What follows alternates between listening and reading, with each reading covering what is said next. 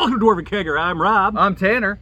What are we doing today? We are drinking. We're back with another beer review, and we're doing Stella Artois Midnight. Stella what now? Artois. Stella Artois. It's our Twois. Twice.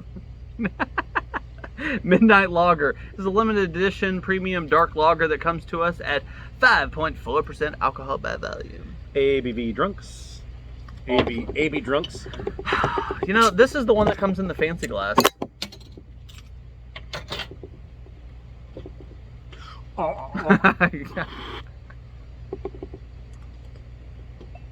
Yes, please give me that one. So, Stella Artois comes in the nice little glass, and typically it is a very light beer.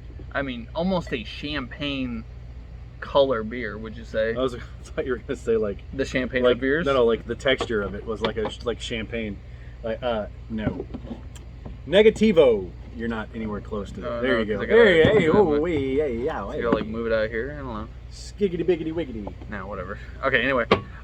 So Midnight Lager. Very black. Very midnighty. It's pretty dark, man. Racist. Doesn't have much of a smell, honestly. You gotta really get in there. For me at least. It smells like Old Pennies. Oh man, yeah. There's not much going on there. So we have had terrible luck with beers that smell like Old Pennies. Boy, usually from the get-go, you know it's not going to be a good trip. So this is going to be real fun, isn't it? Something. You know what? Fuck it. Let's do it. Let's get in there. Cheers.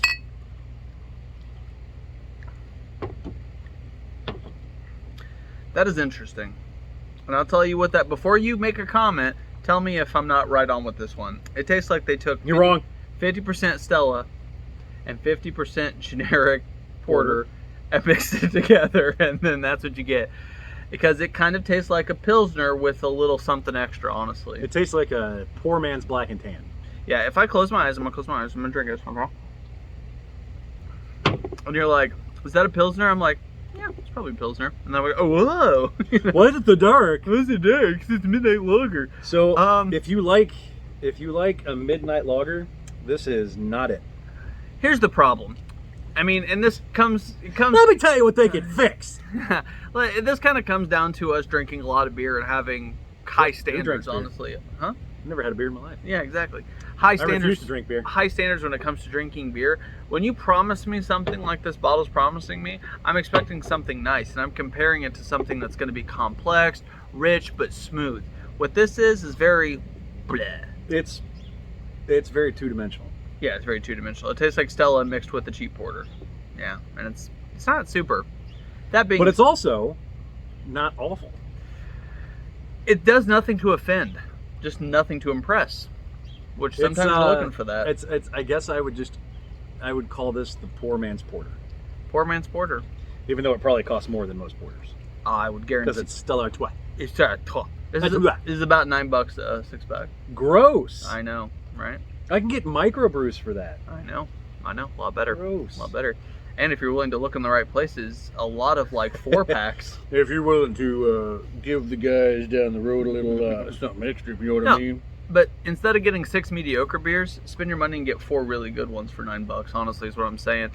That being said, I mean, it's there, and it's beer, and it's drinkable, and it's not gonna hurt you. But up to our standards, it's not quite there. What are you trying to do? Are you trying to get a buzz on and you don't care how you get there? Or are you trying to sit down and enjoy a beer? Because if you're just throwing bags, then yeah, this is great. This is super. Yeah, if you're just playing cornhole.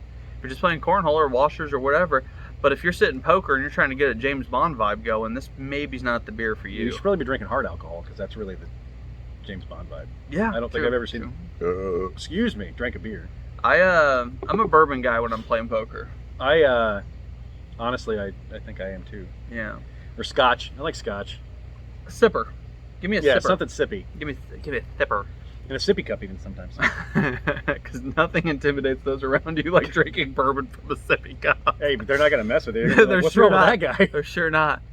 I got to tell my obligatory story about one of the first times my dad ever took me to play poker with some of his work friends. We're sitting there, and he says, "Listen, everybody's super cool, But the guy across from you's got a fake eye. Don't look at it because he fucking gets pissed. He'll get so upset if you comment on his fake eye. So the whole time I'm just sitting there, I'm like 16. I'm just sitting there. This guy's drinking wild turkey, just straight in a glass, no ice, just pouring 3 fingers at a time. And he's got a lazy eye, so I'm absolutely believing it. So we're there probably 6 hours, 3 hours in. He leans over and goes, "It's not a fake eye, it's just a lazy eye." And I look up and everybody's smiling. He's still got that eye going in the wrong direction. Hey! Oh boy. Your dad is a terrible, terrible man. You know, and after that guy cut me, I learned a lot that day. Now, when you say cut you, like in line? My therapist and me have agreed that going back to that trauma is not fruitful. Yeah, but it's so much fun to hear you tell it. Because after he turns the camera off, he's gonna be crying like a baby. I'll give this a 2. I don't even think I want to give it a 2. It's a Maybe 2. like a 1-4. Okay, but it's not egregious. Yeah, but I just don't like it. Yeah, but it's not egregious. I mean, I just don't like it. I'm just a more generous person, I suppose. I guess so. Guess I'm an easy lover. Fatherhood has changed you. It has. It has. All my pet gerbils. Well, except for Squirrely. Squirrely got lost. Squirrely's a squirrel. All right, guys.